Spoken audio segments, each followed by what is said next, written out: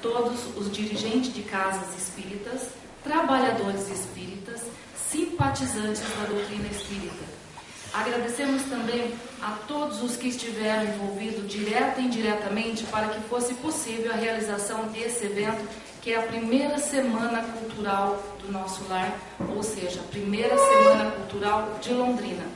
Agora nós vamos ter uma apresentação artística, que é com o Fernando Godinho. Fernando Godinho, ele é violonista da Orquestra Sinfônica da UEL há 26 anos. Atua na área de belas artes, é espírita de berço, frequenta a Casa do Pão, Casa do Caminho e Centro Allan Kardec. Leva a música nos centros espíritas, no Hospital do Câncer, Mater Dei e HV, que é o Hospital Veterinário de Londrina, ou HU, não entendi a letra, gente, desculpe a falha. Fica feliz por ter encontrado uma forma de amenizar as dores através da música. Com vocês, Antônio Fernando Godinho.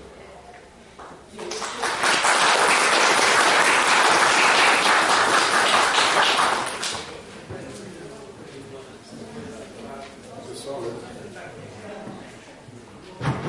tá ligado? Eu separei algumas melodias para vocês hoje. Eu não preparei nada especialmente, mas espero que a seleção seja do agrado de vocês. A primeira que eu vou fazer é Jesus é líder dos homens e Bach.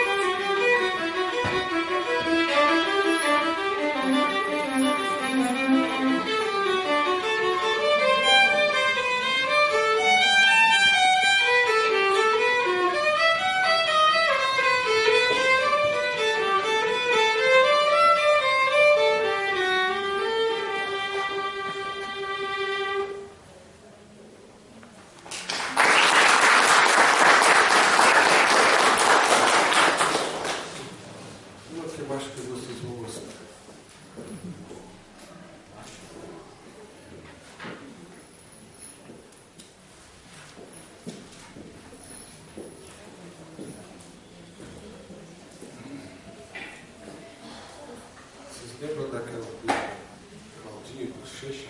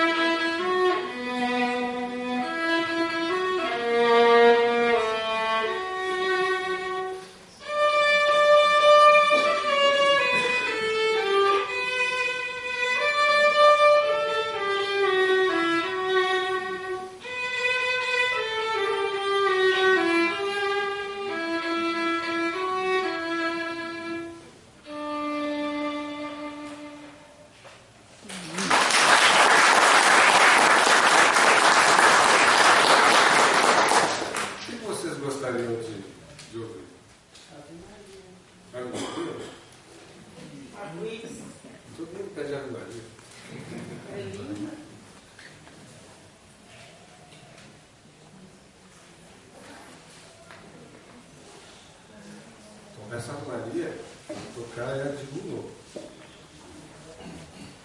É uma das muitas Ave Maria.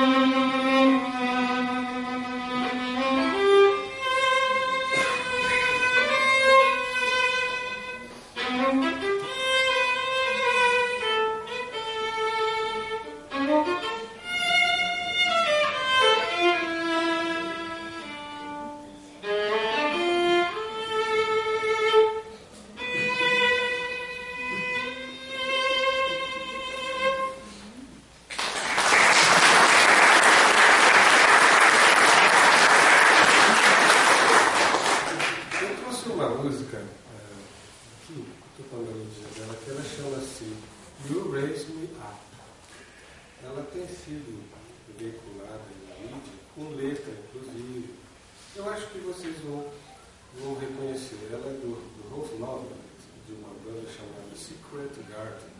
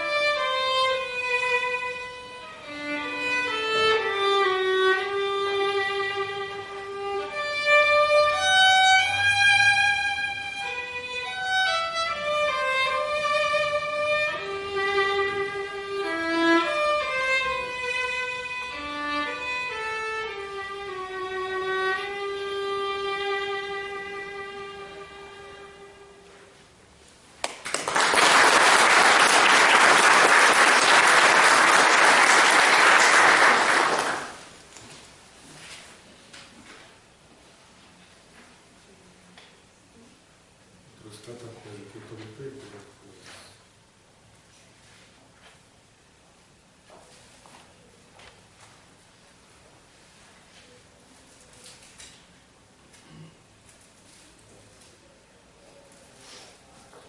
A Bela e a Fé.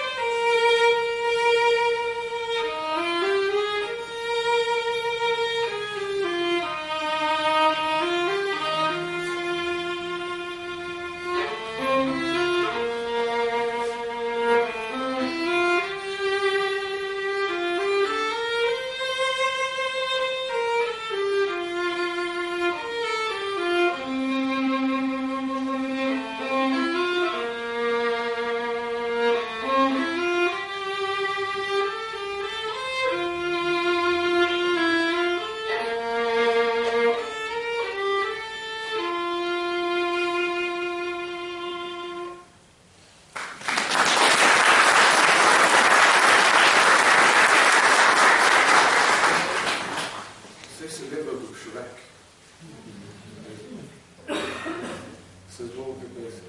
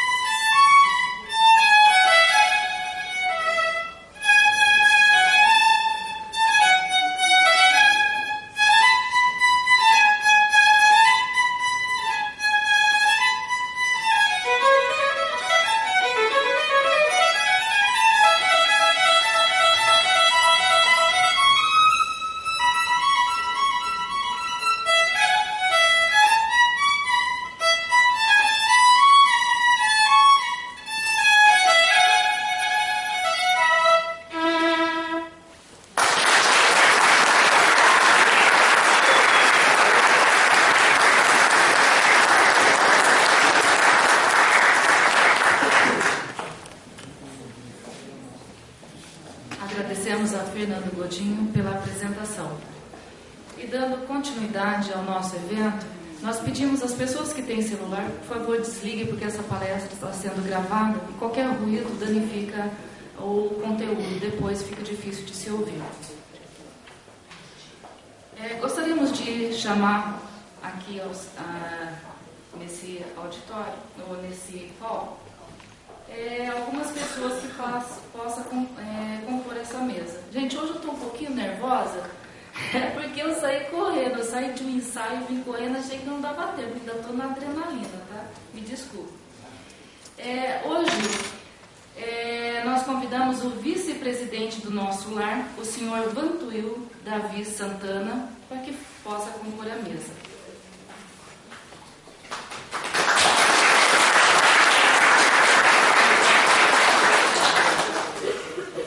Hoje o nosso palestrante será o nosso presidente da casa, o senhor Geraldo Saviani.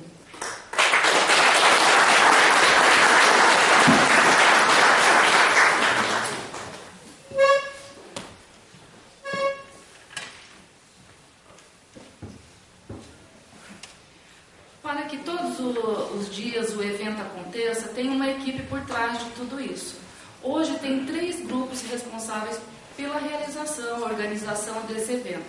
Então, nós temos o grupo público Allan Kardec, que o dirigente é o senhor José Roberto Carvalho. Temos também o grupo mediúnico Amor, Paz e Luz, que o dirigente é o Geraldo Saviani. E também o grupo mediúnico A Caminho da Luz, que o dirigente é o Osni Galvão.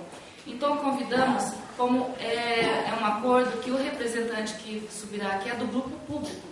Então, senhor José Roberto Carvalho, representando todos os grupos.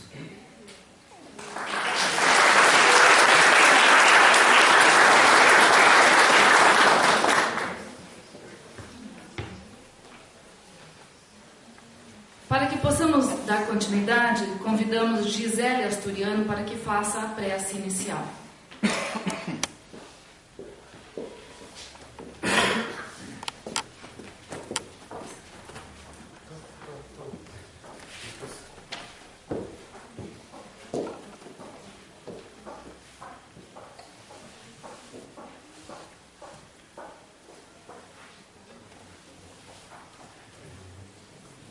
Para ele fazer mais uma palhinha para nós, enquanto a gente mentaliza a figura do Mestre Jesus.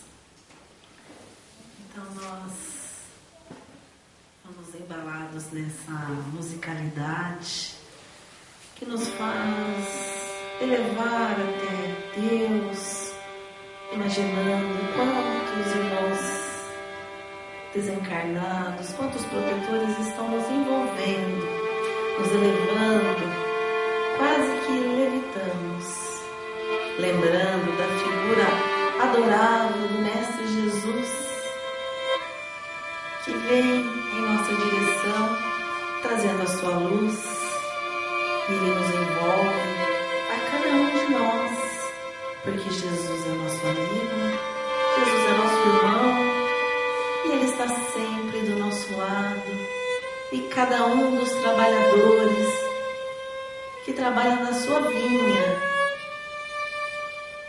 é um instrumento do seu amor, da sua mensagem infinita que nos deixaste há mais de 2000 anos.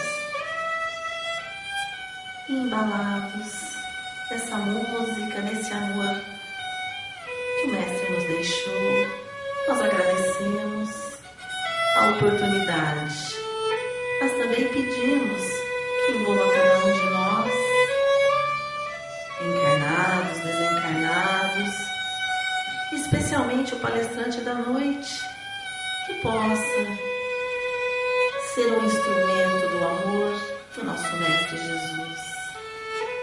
Pai nosso que estás nos céus, santificado seja o vosso nome, venha a nós o vosso reino, seja feita a vossa vontade, assim na terra como no céu. O pão nosso, o pão da matéria, o pão do Espírito, dai-nos hoje e sempre, Senhor. Perdoai as nossas ofensas, assim como nós perdoamos a quem nos tem ofendido. E não nos deixeis, Pai, cair em tentação, mas livra-nos, Senhor, de todo o mal. Assim seja, graças a Deus.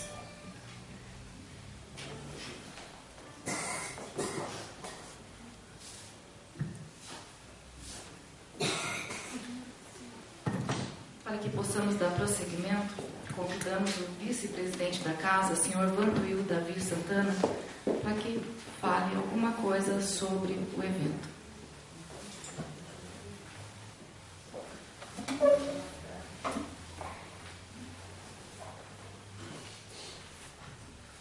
Boa noite a todos. Com grande alegria que a diretoria executiva vem pela primeira vez realizar esse evento na casa. E nós estamos felizes de ver a movimentação por parte de todas as pessoas que foram convidadas para participar na organização. Então parece formiguinhas de lá para cá e a coisa deu certo. Então nós estamos felizes e nós esperamos que esse seja o primeiro de muitos outros, com a permissão do Altíssimo Senhor da vida, que é Deus, nosso Pai Criador. Então nós estamos pedindo permissão para realizarmos outros eventos desta natureza na casa. E muito obrigado pela participação de todos vocês, que sem vocês não teríamos o que está acontecendo nesta casa nos últimos dias. Boa noite e muito obrigado.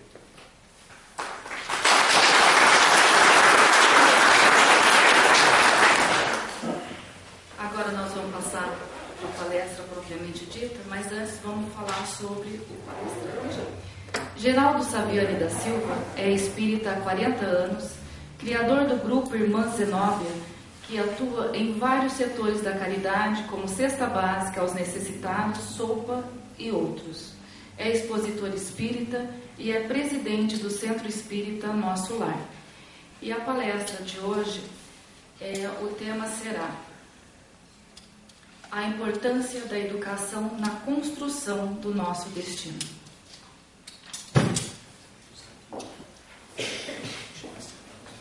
Agora nós vamos desfazer a mesa. Retorne à plateia.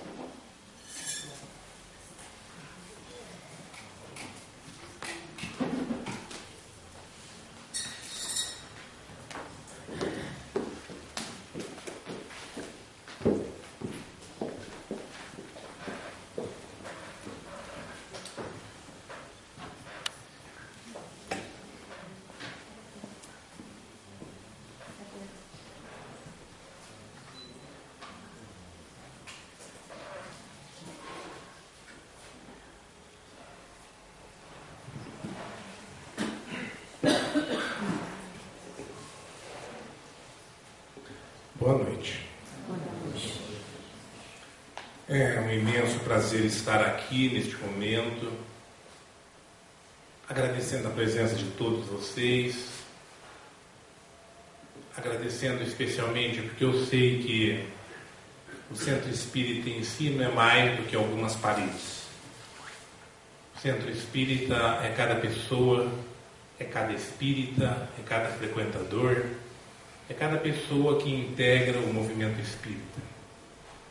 Por isso agradeço a presença de todos. De maneira especial, eu quero agradecer ao Fernando Godinho, que nos trouxe essa música maravilhosa. Ele é um músico profissional e que se dispôs a vir aqui para nos dar o prazer deste momento. Também quero agradecer a todos, porque nós estamos nesse trabalho de administração, fazendo a construção de alguns projetos para o Centro Espírita Nosso Lar, e uma equipe muito bem estruturada, que é a equipe da diretoria, onde mais de 20 pessoas trabalham incansavelmente, abrindo mão das suas horas de lazer, para que o nosso Centro Espírita funcione corretamente e alcance os seus objetivos, aliados ao Conselho Deliberativo, representado aqui pelo senhor Astolfo, que tem nos dado o prazer da sua presença em todos os eventos da casa, especialmente da nossa Semana de Cultura Espírita. Sabemos que sem a colaboração de todos não conseguiríamos coisa alguma. Nós já encaminhamos para o Conselho a proposta de compra do elevador e, se for aprovado, estaremos assinando o contrato ainda esse mês. Em 120 dias promete a fábrica que o instalará para que nós possamos utilizá-lo. Depois que ele foi anunciado, muitas pessoas com deficiências físicas têm nos procurado, esperando que ele já esteja funcionando para que possam assistir às palestras e participar do centro.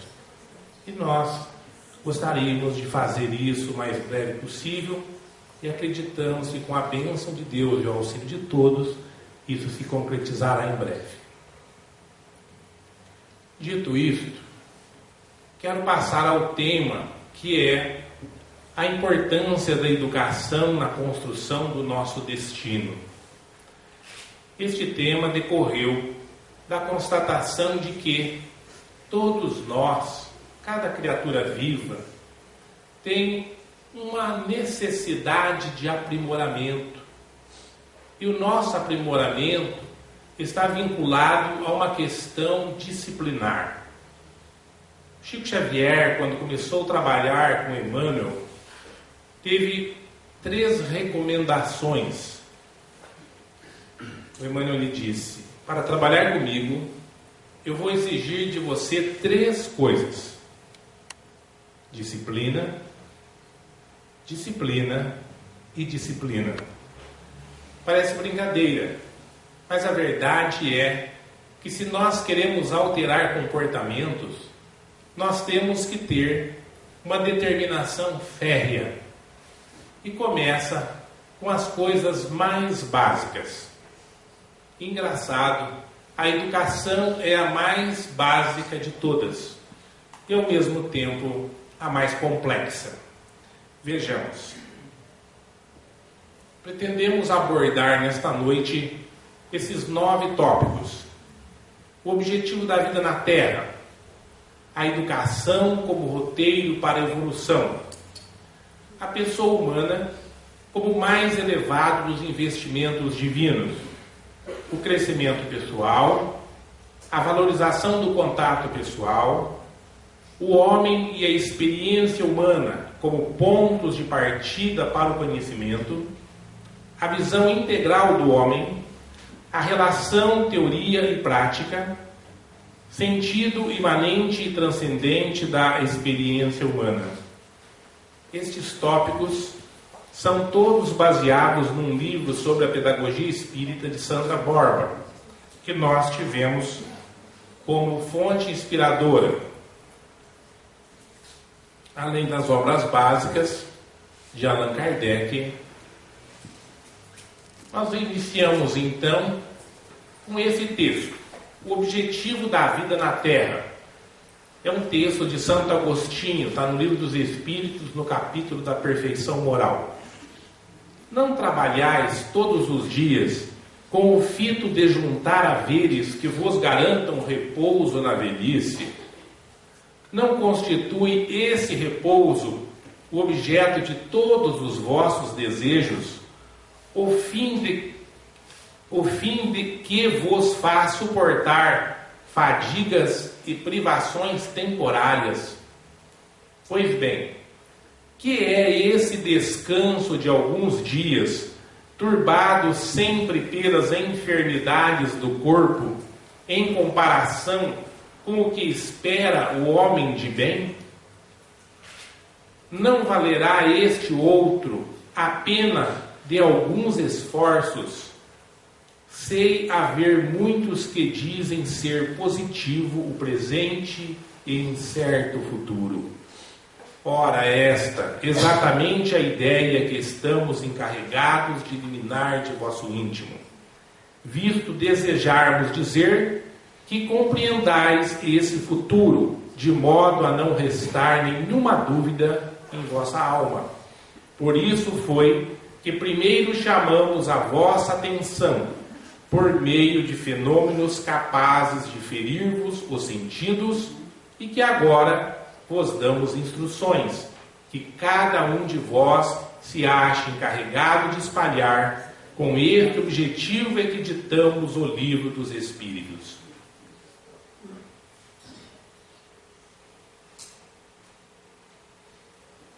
Quando Jesus diz que nós não podemos colocar a lamparina embaixo do alqueire, ele está dizendo exatamente isto. E está chamando a nossa atenção para o fato de que nós nos preocupamos excessivamente com as coisas do nosso mundo, da nossa terra, do nosso dia a dia, e nos esquecemos, ou praticamente nos esquecemos, de que nós somos criaturas que estão encarnadas neste mundo com um objetivo específico, que é a evolução enquanto espíritos. Todos nós podemos, e eu diria que nós devemos, nos esforçarmos para transformarmos a nossa existência numa existência mais confortável. Eu diria mesmo que nós temos o dever de estudarmos e aprendermos, de fazermos com que a nossa existência tenha em si mesmo o objetivo de fazer com que todas as coisas da matéria progridam. Porque quando nós fazemos isto, nós estamos fazendo o nosso mundo inteiro ser melhor. Mas o nosso equívoco está no fato de que nós nos esquecemos que todas estas coisas ficam aqui na Terra em muito pouco tempo, muito rapidamente. Para alguns de nós, em poucos anos, para outros um pouco mais, para alguns quase 100 anos, mas raramente mais do que isso. No entanto, a vida do espírito se projeta infinitamente. Santo Agostinho alerta para o fato de que a maioria das pessoas fazem automaticamente, obedecendo a um comando antigo ancestral: sobreviver. Nós ainda estamos, de algum modo, na era das cavernas. Nós ainda estamos vivendo a Idade Média. Nós ainda estamos numa busca desenfreada por recursos que farão com que o nosso organismo físico sobreviva e se mantenha. Porém, o homem de 2000 anos pós-Jesus já deve olhar para objetivos que transcendam a vida na Terra. Deve viver a era do Espírito, que é imortal. Logo, a educação moderna deve mudar de foco. Nós, que temos filhos, ou que fomos filhos, podemos lembrar tanto da nossa infância, como da nossa educação para os nossos filhos. O que é que nós fazemos com eles? Nós os preparamos para que eles tenham sucesso na vida. Todos nós fazemos isso. Nós fomos preparados para isso, para termos êxito na vida. A dificuldade está no fato de que o êxito que se espera é sempre relacionado com poder e riqueza. O mundo é composto por bilhões de almas. É natural que esses bilhões de almas não consigam todos riquezas e poder. Por quê? Porque alguns terão poder naturalmente. Vêm desenvolvendo essa capacidade de mando há gerações. Então eles imperam rapidamente. Outros desenvolveram a faculdade do ganho econômico. Escolheram por missão nesta terra a riqueza. Mas a maioria de nós não vai obter nem poder e nem riqueza.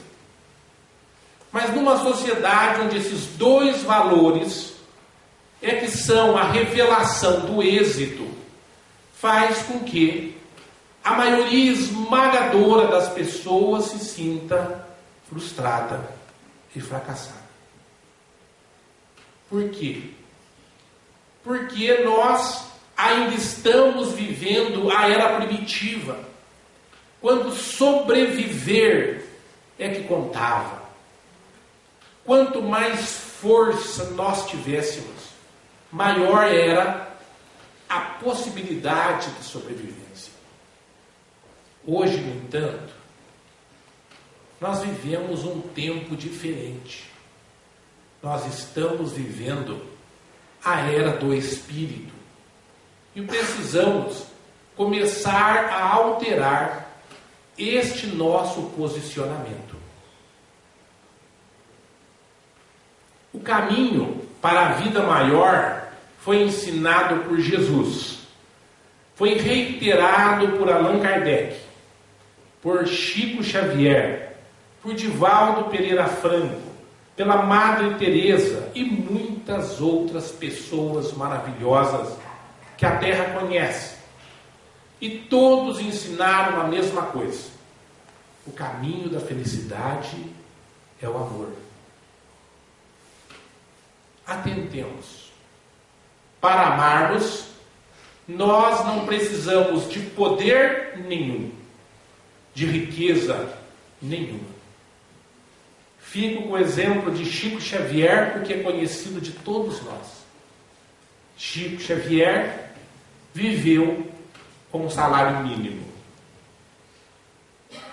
Ele declara que todas as roupas e sapatos que usou, alguém lhe deu por caridade. Ele diz que foi escriturário, auxiliar de escritório, praticamente durante toda a sua vida. E a sua progressão funcional foi ser escriturário.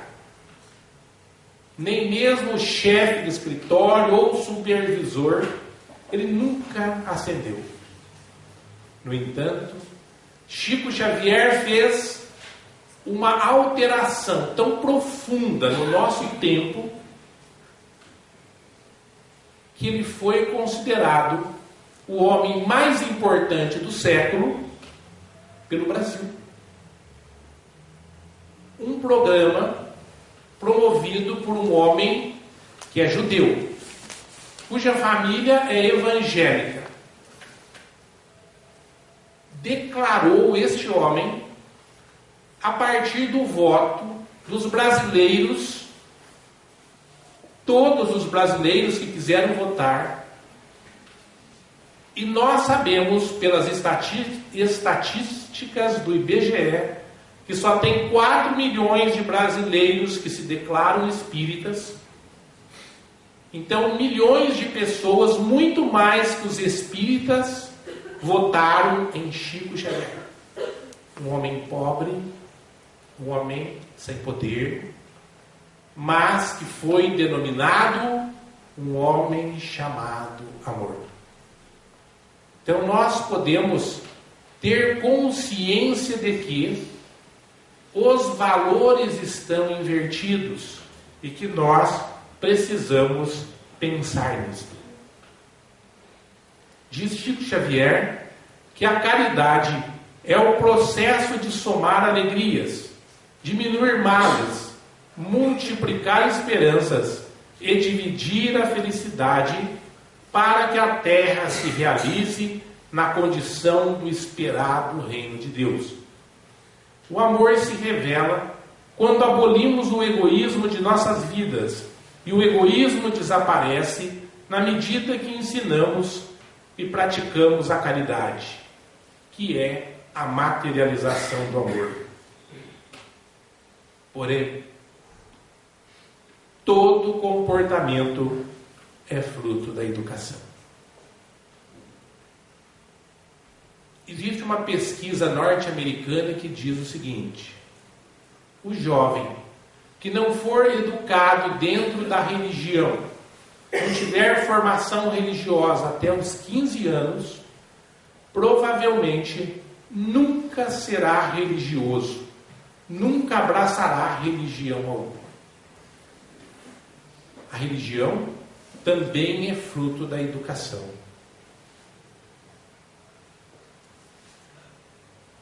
Educar é a transferência de cultura com alteração de comportamento. Isso imediatamente ou mediatamente. E Pitágoras afirmou que quem educa as crianças não precisa castigar homens. nós temos um contingente de pessoas presas, ou que a sociedade acredita que deveria prender, que soma milhões de pessoas.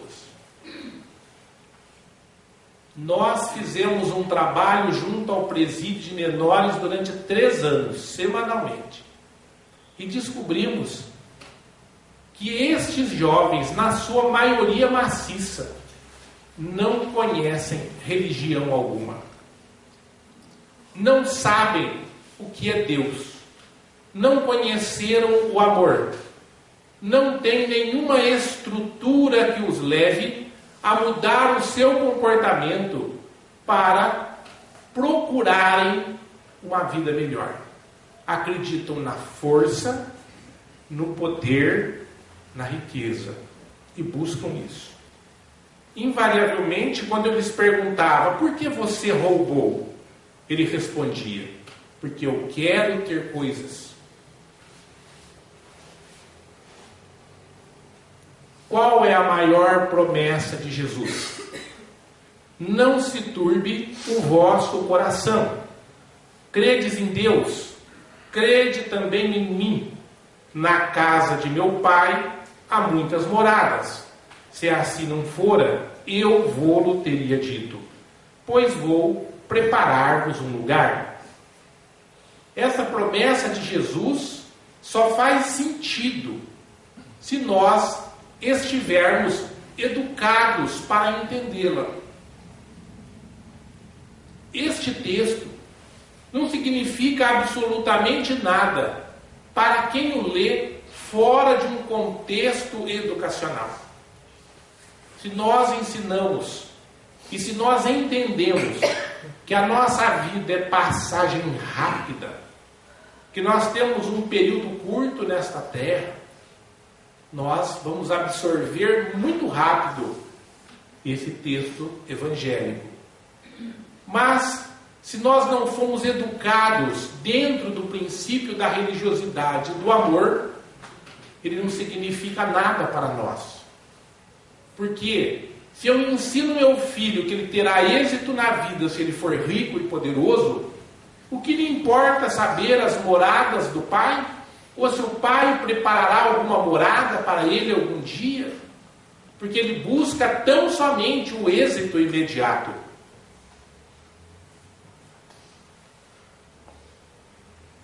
Todos iremos para esta moradia que o Cristo está preparando? Será que iremos? Aquele que perseverar até o fim será salvo, diz Jesus. Parece ser evidente que somente os que perseverarem no amor do Cristo é que usufruirão deste mundo maravilhoso. Mateus capítulo 5, versículo 5. Mas para que eu possa perseverar, e eu posso me referir a mim mesmo, a mim enquanto adulto, que já tenho a minha profissão, que tenho a minha família, eu só posso perseverar se eu estiver consciente daquilo que eu estou buscando. Se eu tenho consciência de que a minha vida, ela ultrapassa os limites da carne, eu vou perseverar no bem. Mas se eu não tenho essa consciência, se eu estou obedecendo a minha educação primeira, eu não vou conseguir perseverar no bem, porque o bem raramente me dá êxito econômico. Agora Jesus diz: bem-aventurados os mansos, porque herdarão a terra. Nós entramos num conflito fabuloso nesta afirmação do Cristo. Bem-aventurados os mansos. Isso significa que eu tenho que ser calmo, que eu tenho que ceder a pressões externas em inúmeras circunstâncias, que eu vou ter que me inclinar ao mando externo em inúmeras ocasiões. Jesus afirma que se alguém me pedir o manto, eu devo dar a capa. Como é que nós, que eu, que tenho uma educação de êxito na carne, consigo absorver tal conhecimento?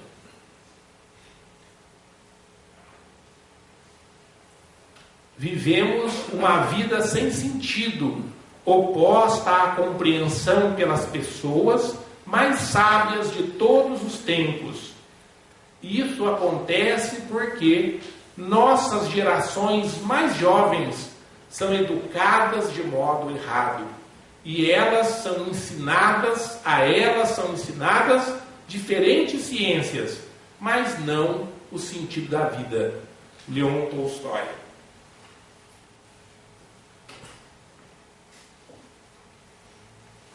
Essencialmente, do ponto de vista psicológico, o objetivo da vida é transcendental, porque o nosso objetivo imediato, assim que o conquistamos, perde o sentido. Essa é uma afirmação do Divaldo Pereira Franco.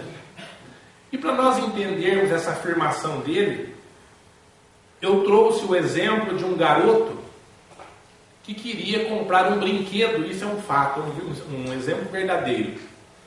O menino era um menino muito pobre, então ele trabalhou tanto tempo quanto ele pôde, economizou a ponto de não comer.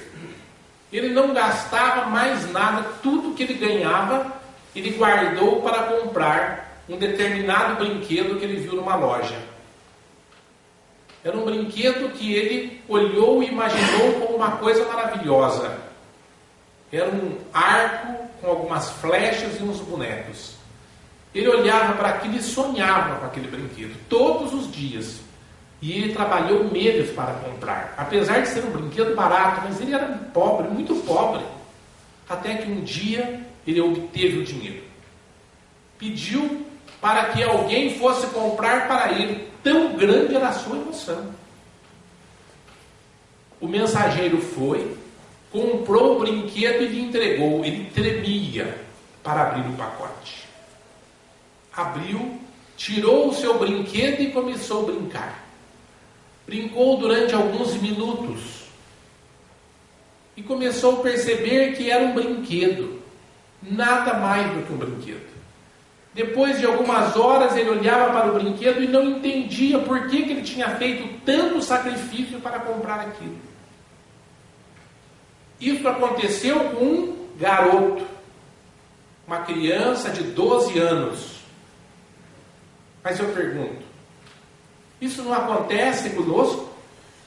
Enquanto adultos, quantas vezes que nós nos colocamos com toda a nossa energia, todo o nosso potencial de construção, todos os nossos recursos para comprarmos uma determinada coisa, e depois que nós compramos, nós olhamos para aquilo e ficamos imaginando por que compramos? Eu me recordo de um homem, um amigo, um cliente, que fez o sacrifício máximo que ele podia para comprar uma televisão na época de 29 polegadas. Aquela televisão imensa. Precisava de 5, 6 homens para carregar. Tão grande que era aquilo. Aquela televisão era a prova de roubo. Não havia ladrão que conseguisse roubar aquilo. Se roubasse, não carregava.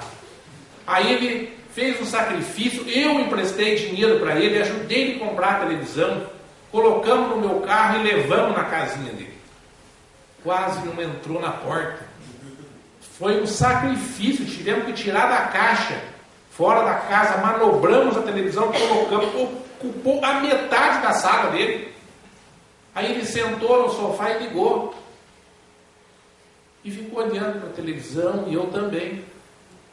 Claro que eu nunca recebi o dinheiro que eu emprestei para ele, né? Mas eu fiquei imaginando, e ele também ficou, por que ele tinha feito aquele sacrifício. Não valeu a pena. Então os nossos sacrifícios por coisas geralmente não valem a pena. Divaldo continua dizendo, se ele tem um significado profundo, vejam só, no primeiro caso, do ponto de vista psicológico, o objetivo da vida é transcendental, certo? Agora só, se ele tem um significado profundo, a imortalidade, a beleza, a transcendência, adquire um significado permanente e saímos de um estágio para outro estágio, adquirindo a plenitude do bem. Então, no primeiro caso, o desejo de algo físico, material, passageiro. No segundo caso, nós desejamos algo que transcende o momento, transcende o tempo. Lembram que nós vimos ontem na palestra do meu queridíssimo amigo Leonimer, falou sobre física. Ele falou que existe duas coisas, o tempo e o espaço. Lembram disso? A teoria do Einstein, uma palestra maravilhosa. Eu aprendi tudo de física. Estou me sentindo quase um físico de ontem para hoje. Então ele disse que o tempo é uma coisa fantástica, né? O Einstein provou isso. Eu digo para vocês, não contem para ele, por favor, que ele não me perdoará. Não acredito nesse negócio de tempo. O tempo não existe. O espírito é imortal. Que valor que tem o tempo para quem é imortal? Então, por isso, os valores que transcendem o tempo são os valores reais. São esses valores que contam. Uma pessoa que eu conheço há muitos anos, ele fala assim para mim: Geraldo, eu só tenho 3 desejos nessa vida. E eu sei quais são, mas eu pergunto sempre, porque ele adora me contar. Ele fala assim: os meus desejos são ser bom, ser justo e ser sábio. Esses desejos não se perderão. Ele deseja isso há 40 anos. E certamente ele está tentando ser bom, ele está aprendendo a ser justo e com certeza um dia será sábio. E quanto mais tempo ele viver, mais ele será melhor, mais justo e mais sábio. Quando ele desencarnar, ele vai continuar aquilo que ele aprendeu na Terra. Porque André Luiz, numa lição maravilhosa no livro Nos Domínios da Mediunidade, ele diz o seguinte: ele fala, ele entra num bar e vê os espíritos ali sorvendo os vapores alcoólicos e o fumo daqueles frequentadores de bar. Ele fica assustado e ele fala para o mentor dele: mas o que é isso? Que coisa horrível, o que está acontecendo? A morte não interrompeu esses hábitos, esses vícios? E o mentor lhe diz: não, André Luiz, de jeito nenhum. Aquilo que nós começamos na vida continua na morte. Então nós temos que ter valores que transcendam a carne, que se projetem no tempo, que não se percam. Por isso esses valores que esse meu amigo tem perdurarão para sempre e o farão cada vez melhor. Diz Divaldo ainda: só existe a luz, a treva é a ausência da luz. Só existe o bem, o mal é a ausência do bem. Para podermos nos libertar do mal, teríamos necessidade de adquirir consciência de nós mesmos. E essa tarefa coube ao Espiritismo. Allan Kardec, o codificador do Espiritismo, teve a preocupação de estabelecer a base da felicidade através da consciência.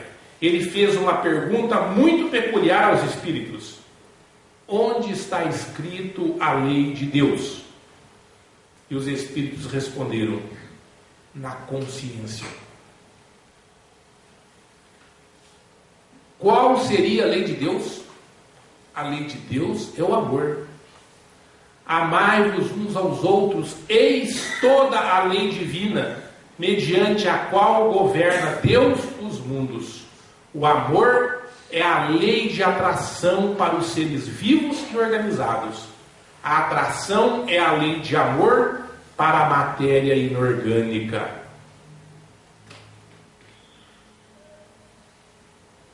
Qual o objetivo da encarnação dos espíritos?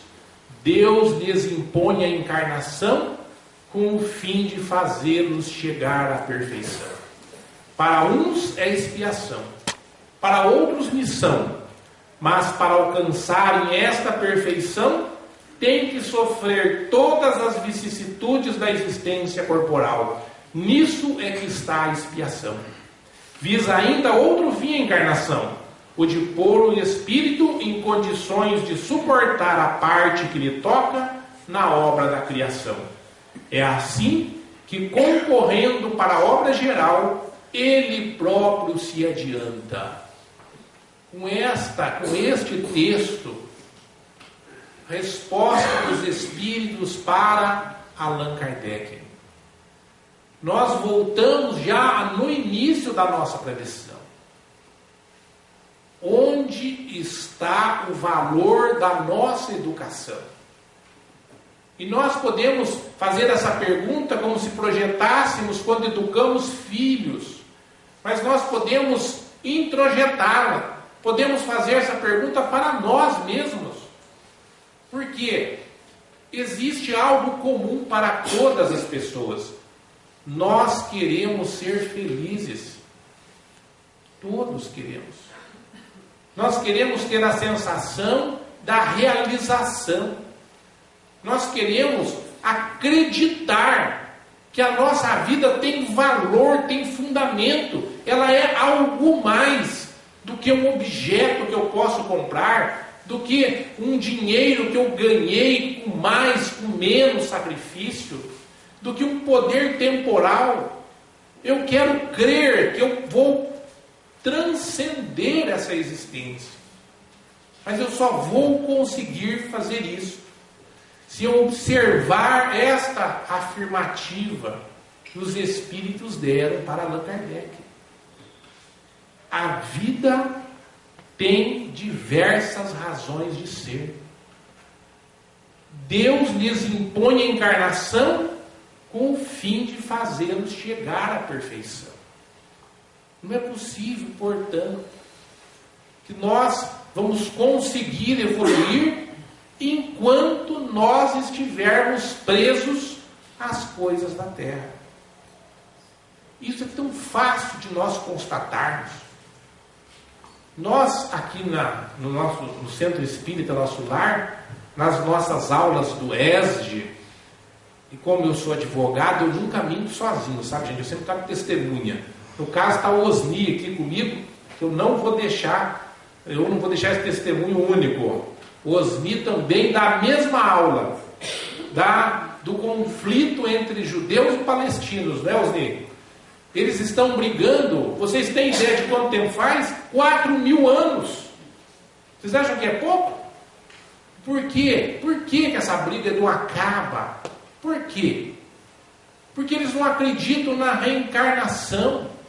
Se eles acreditassem, saberiam que ora encarnam lá no ventre das mulheres palestinas os judeus, e ora encarna no ventre das mulheres judias os palestinos.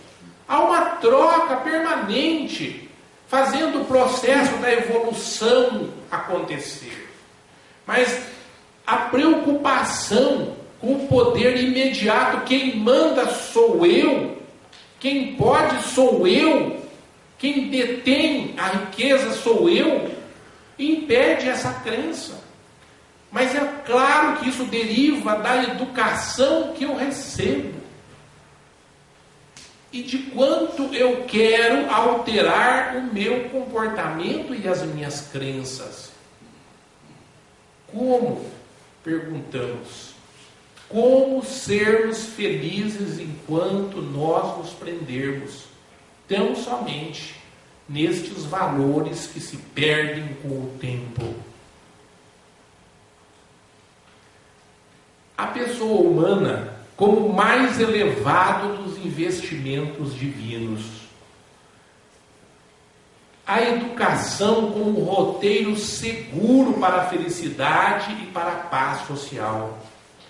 Kardec trata profundamente da educação quando comenta a resposta dos Espíritos à questão 685 do Livro dos Espíritos. Tem o homem direito de repousar na velhice? Olha essa questão que parece fugir do tema. Tem o homem o direito de repousar na velhice? Sim, que a nada é obrigado senão de acordo com as suas forças. Atentemos para os detalhes da resposta. Mas que há de fazer o velho que precisa trabalhar para viver, não pode? O forte deve trabalhar para o fraco. Não tendo este família, a sociedade deve fazer às vezes desta. É a lei da caridade. Mas, meu Deus, Como que nós vamos exercitar essa caridade se nós não formos ensinados a fazê-la? Não basta se diga, é comentário dos Espíritos, no mesmo livro dos Espíritos, não basta se diga ao homem que lhe corre o dever de trabalhar. É preciso que aquele que tem de prover a sua existência por meio do trabalho encontre em que se ocupar. O que nem sempre acontece.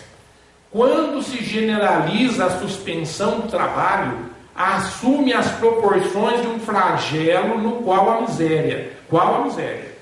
A ciência econômica procura remédio para isso no equilíbrio entre produção e consumo. Mas esse equilíbrio, dado seja possível estabelecer-se, sofrerá sempre intermitências, durante as quais não deixa o trabalhador de ter que viver.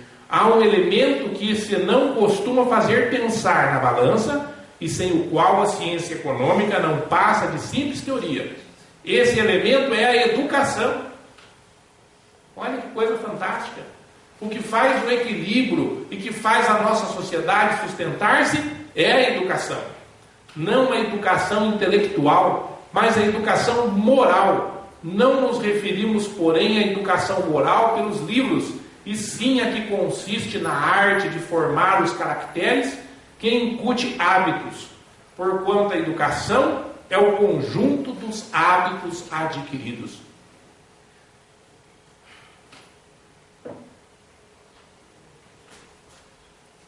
A desordem e a imprevidência só podem ser curadas pela educação. Quando essa arte for conhecida, compreendida e praticada, o homem terá no mundo hábitos de ordem e de previdência para consigo mesmo e para com os seus, de respeito a tudo que é respeitável, hábitos que lhe permitirão atravessar menos penosamente os maus dias inevitáveis. A desordem e a imprevidência são duas chagas que só uma educação bem entendida pode curar. Esse ponto de partida, o elemento real do bem-estar, o penhor da segurança de todos. Em todas as afirmativas da obra espírita e do cristianismo mais puro, o que nós encontramos? Encontramos sempre a mesma afirmativa. Ela repete-se sem parar. Nós temos que formar as pessoas que nos cercam. Nós temos que formar as pessoas para que pratiquem o bem, para que sejam amorosas, para que sejam zelosas com o próximo. Esta é a lição de Jesus. A pessoa humana, como mais elevado os investimentos divinos. Somente a educação é que permitirá que o ser humano transforme-se, construa algo novo a partir de sua própria reconstrução pessoal. Por essa razão, o educador cristão jamais deve desistir da semeadura do amor, pois a criatura humana é ilimitada na capacidade de aprender, de amar e então ser feliz. Por exemplo, Maria Madalena, Zaqueu, Pedro e Paulo. Como não nos lembrarmos desses exemplos? Jesus não recebeu Maria Madalena, Zaqueu, Pedro e Paulo, apesar dos erros que tinham cometido? A educação, Sócrates afirma, a educação espiritual é o mais estimável de todos os bens que existem ou poderão existir para todos os homens, para os homens como para os deuses. Jesus deixou claro que todas as pessoas podem aprender e evoluir. O que fez ele, senão isto, quando transformou o recalcitrante Pedro em apoio de sua pregação? Ou Paulo de Tarso em o maior divulgador de sua doutrina de amor? Jerônimo Mendonça afirmava que não tinha vergonha de voltar atrás em suas opiniões, porque ele não tinha vergonha de aprender e de evoluir. Se Jesus não tivesse dado uma chance para Saulo, Paulo de Tarso nunca teria existido. E talvez o cristianismo não tivesse expandido, pelo menos não tão rapidamente. Maria Madalena recebeu de Jesus uma chance. Mais tarde, foi ela que anunciou Jesus em primeiro lugar. Jesus avisou Pedro que este o negaria 3 vezes antes do galo cantar. Ainda assim, Jesus confiou em Pedro para que ele fosse o apóstolo base da sua doutrina. Nesses 3 casos nós vemos Jesus acreditando que as pessoas podem crescer. Nós sabemos que podemos, mas devemos tentar. Nós sabemos que nós temos forças para evoluir, mas nós temos que partir para esta iniciativa. Nós podemos. A questão é, nós queremos. Jesus apoiou e incentivou todos que dele se aproximaram, afirmando que nenhuma ovelha se perderia em seu redil. Todos nós, um dia seremos anjos. Todos. Não existe nada que seja realmente fatal, a não ser isto. Todos os espíritos um dia serão espíritos iluminados. A diferença é, nós queremos crescer rapidamente e com sofrimentos mínimos, ou nós queremos sofrer muito e evoluir vagarosamente à custa de muita dor e de muita lágrima. Esta é a única diferença. Valorização do contato pessoal, outro ensinamento do Cristo. Nenhum mestre poderá querer ficar distante dos seus discípulos, pois se assim fizer, eles não poderão seguir-lhes os exemplos. Logo, nunca saberão se a teoria ensinada reflete um comportamento ou se não passa de tese. Por isso que Jesus convivia com as pessoas, para que elas pudessem ver o que ele fazia, para que ele pudesse praticar e as pessoas o copiassem. Jesus nunca se isolou, Jesus estava sempre presente. Nós queremos educar, nós temos que estar do lado daqueles que nós vamos educar. Um pai me disse certa vez, desesperado, que o filho dele bebia muito. E um dia ele veio me dizer a razão. É porque ele bebia muito. O filho copiava. Ele deu um exemplo. Cortou a bebida do seu lar. E o seu filho diminuiu o consumo de alcoólicos. É um exemplo. Se nós conseguirmos dar exemplo daquilo que ensinamos, as pessoas nos copiarão.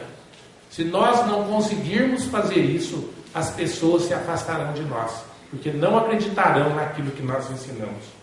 Assim, se nós queremos ensinar um filho, nós temos que mostrar-lhe como que se faz. Isto foi feito por todos os grandes mestres.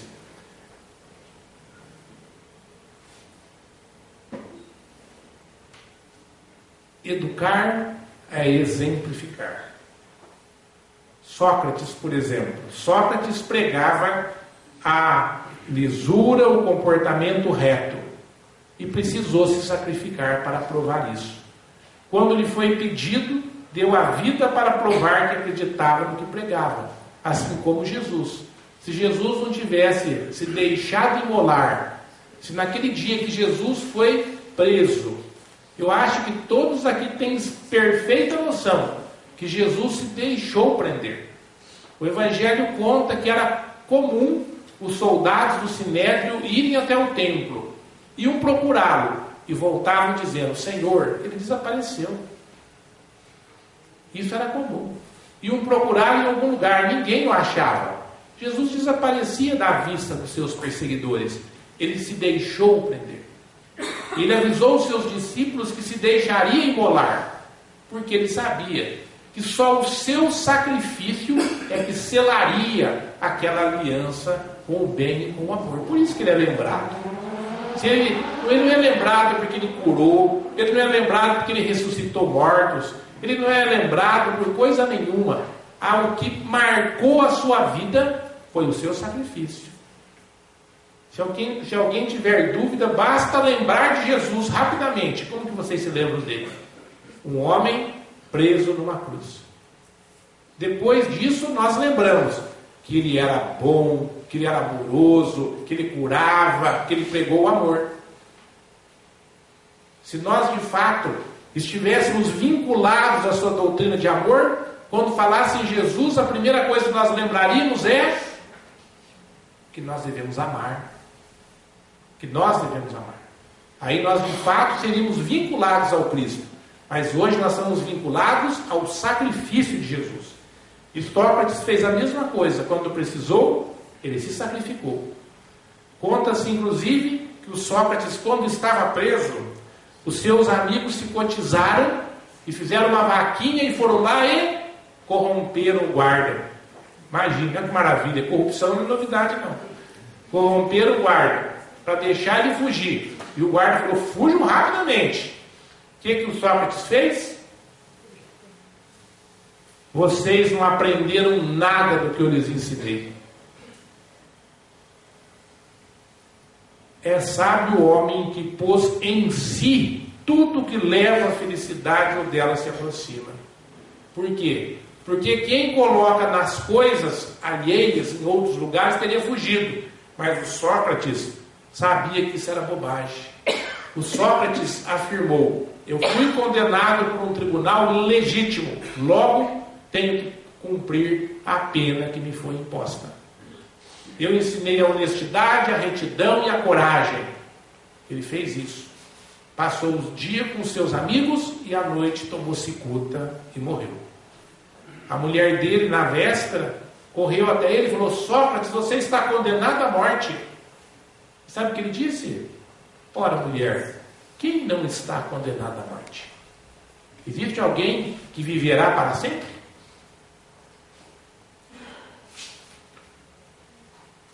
O homem e a experiência humana como pontos de partida para o conhecimento.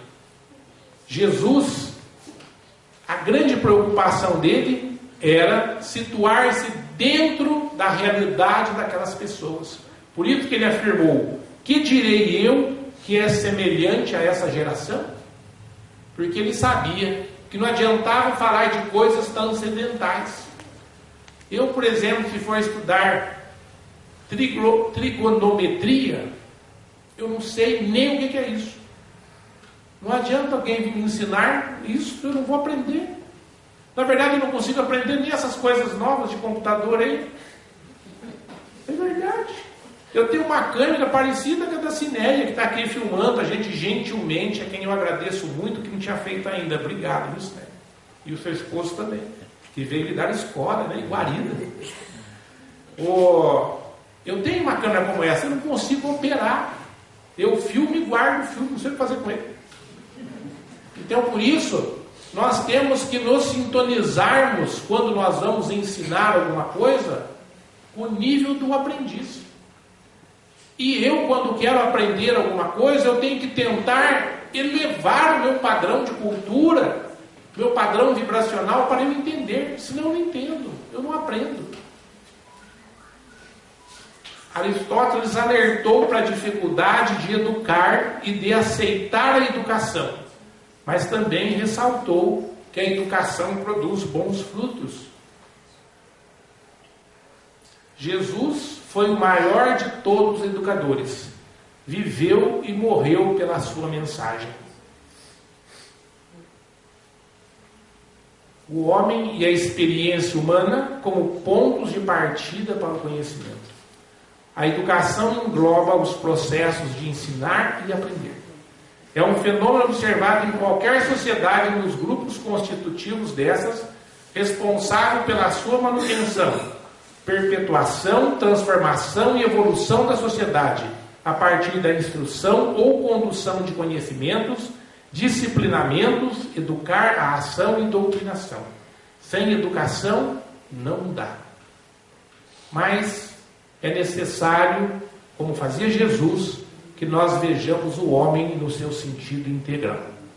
Sendo o homem e sua situação cultural o ponto de partida do exercício docente do Messias, é claro que Jesus considera o homem na sua forma integral, intelecto e consciência, alcançando a dimensão biopsicossocial e espiritual.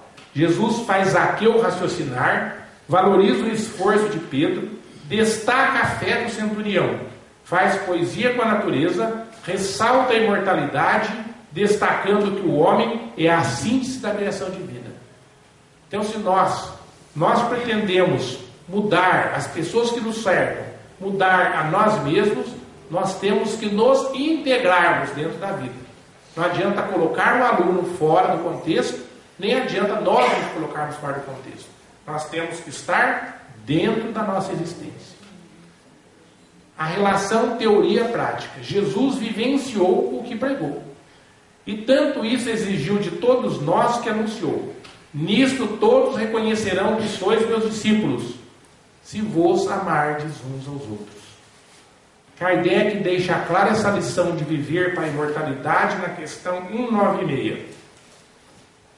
Questão 196. Não podendo os espíritos aperfeiçoar-se, a não ser por meio das tribulações da existência corpórea, segue-se que a vida material seja uma espécie de crisol de depurador, por onde tem que passar todos os seres do mundo espírita para alcançarem a perfeição? Sim, é exatamente isso. Eles se melhoram nessas provas, evitando o mal e praticando o bem. Porém, somente ao cabo de mais ou menos longo tempo, conforme os esforços que empreguem, somente após muitas encarnações ou depurações sucessivas, atinge a finalidade para que tendem. Então, aqui novamente, nós nos encontramos diante da necessidade de nós aprendermos a amar, nos transformarmos e nos educarmos para aproveitar a existência na Terra, que em nenhum momento se confunde com a obtenção de coisas que se perdem no tempo e no espaço. E finalmente, o sentido imanente e transcendente da experiência humana. No célebre diálogo com os discípulos em torno da salvação, o grande julgamento, quando Jesus está lá separando os bodes dos cardeiros, Jesus se refere ao valor imanente e transcendente das ações humanas, afirmando que todos os nossos atos do cotidiano são igualmente contabilizados perante a justiça divina. Em verdade vos afirmo que sempre que o fizestes a um destes mais pequeninos irmãos, a mim o fizestes. Isso aí é quando Jesus estabeleceu aquilo que nós chamamos de checklist. Se você quer saber se você vai ser salvo, ou se você vai para o ranger e para as lágrimas, lembra do ranger de dente das lágrimas? Jesus fala assim: você deu pão para quem estava com fome, deu água para quem tinha sede, você deu roupa para quem estava desnudo, você atendeu aquele que estava desamparado, você visitou o doente, visitou o preso, fez tudo isso, fez para mim, diz Jesus. Então, se você fez tudo isso, venha para a minha direita, você será salvo, abençoado, vai para o reino do meu Pai. Você não fez nada disso, foi para mim que você não fez. Então você vai lá para as trevas, onde haverá choro e ranger de dentes. Então, por isso, esse é o checklist do Cristo. Ele estabelece todos esses parâmetros e diz: em verdade eu vos afirmo que sempre que o fizestes a um destes mais pequeninos irmãos, a mim o fizestes. É o conceito do Cristo máximo.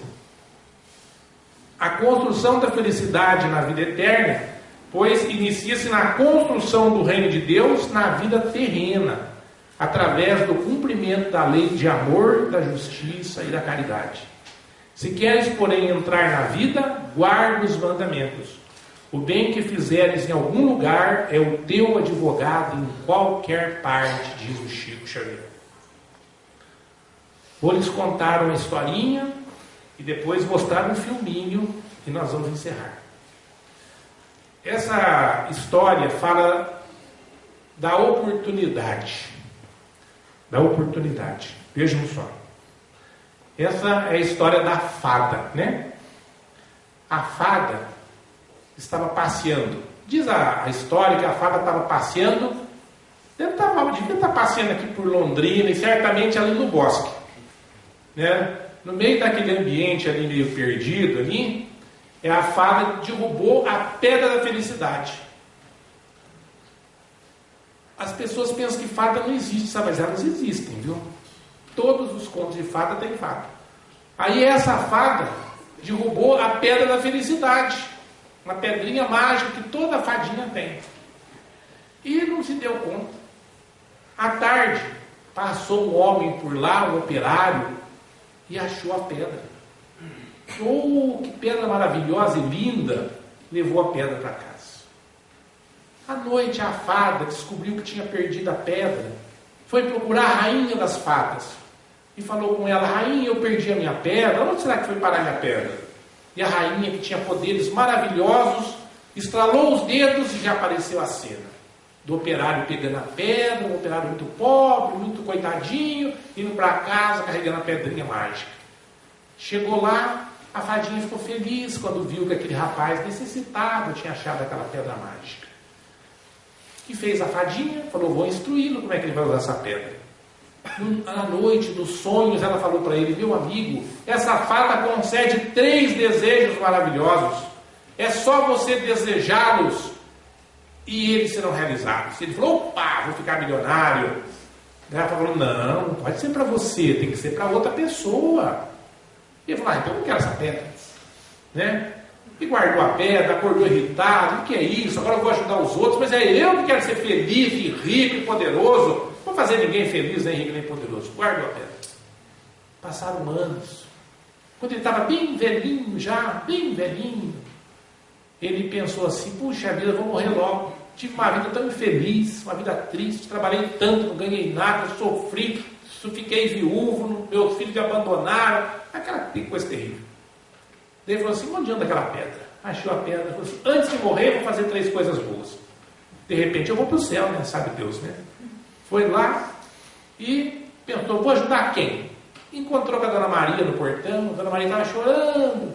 O que foi, Dona Maria? Ah, não, ia ter o casamento da minha filha no final de semana agora, mas nós estamos sem dinheiro, porque meu marido ficou doente, eu não vou ter como fazer a festa, eu gastei todo o dinheiro lá.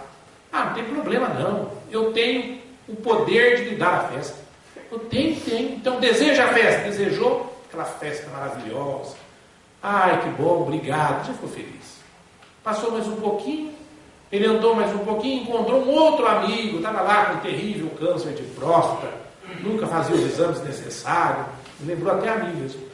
Aí chegou lá e falou assim: ah, estou com um terrível mal aqui, preciso de um tratamento médico. Ah, eu vou te curar. Ah, desejou, curou. Ah, ficou mais feliz ainda. No finalzinho da tarde, ele está passeando, encontra uma amiga que não via há muitos anos. Por que ele está tão triste assim? É porque meu filho desapareceu, não sei onde ele se encontra. Espere um pouco que eu já vou te mostrar. Fizeram um desejo, pá, a filha apareceu no pé dela. Ela ficou feliz também. Daí ele ficou tão feliz, foi embora, chegou em casa, aquela felicidade. A primeira vez na vida que ele ficou feliz. Aí a fadinha viu: ai, que maravilha. E a pedrinha tinha outro poder mágico. Quando ele realizasse os 3 desejos, a fadinha aparecia.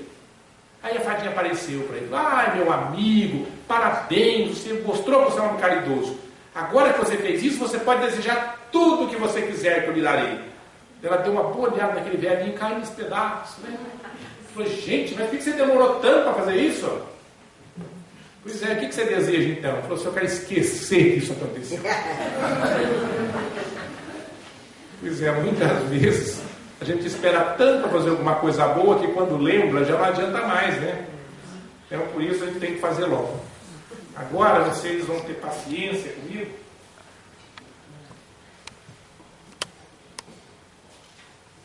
Deixa eu achar aqui, cadê? Tem um freezer aqui.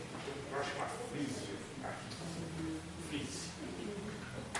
Vou tentar colocar aqui um filminho que resume, gente, a necessidade da educação e a urgência da educação. Vamos ver se eu consigo abrir.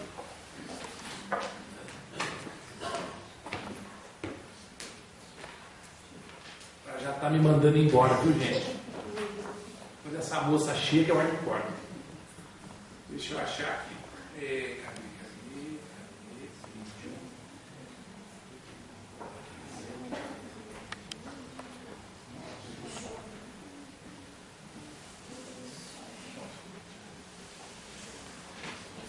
Vai gritar aí, gente. Cuidado com os ouvidos.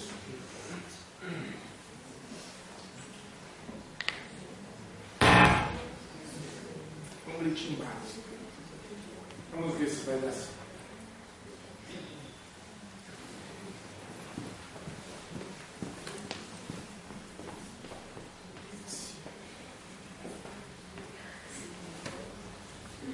Vamos ver se vai funcionar, gente.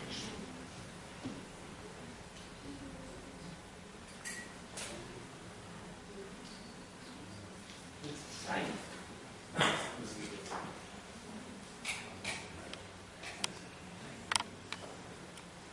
Tá dando para enxergar?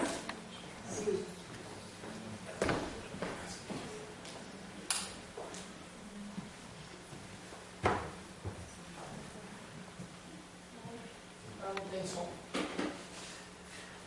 Tem que aumentar o som aí.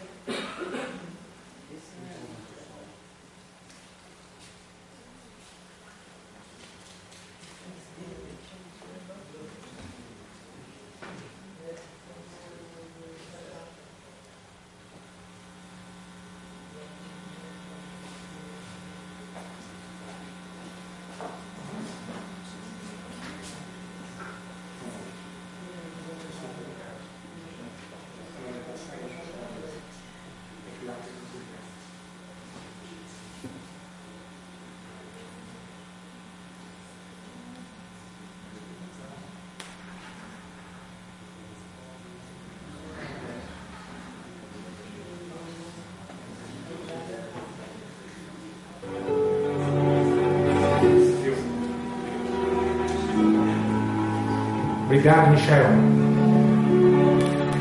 Vai começar de novo, gente.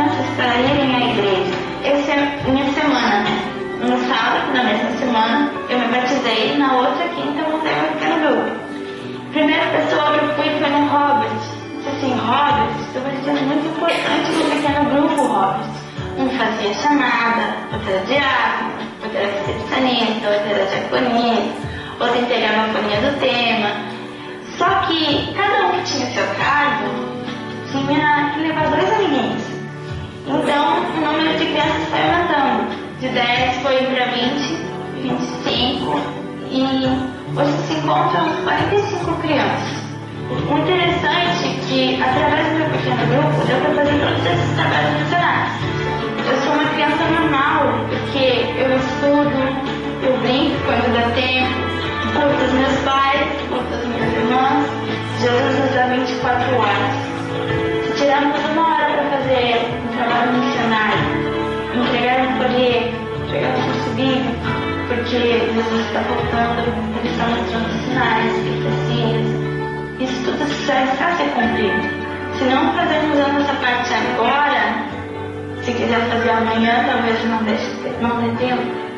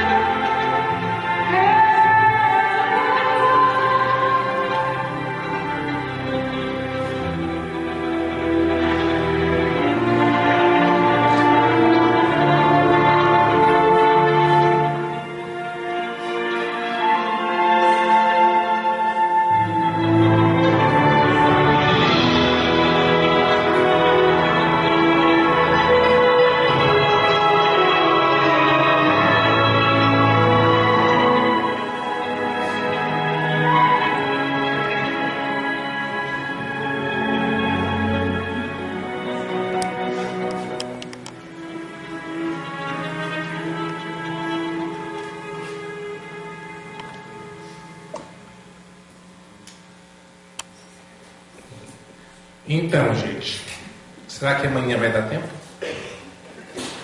Então, esse vídeo que reflete o trabalho de uma criança, que por sinal é evangélica, não é espírita, ela resume todo o nosso tempo.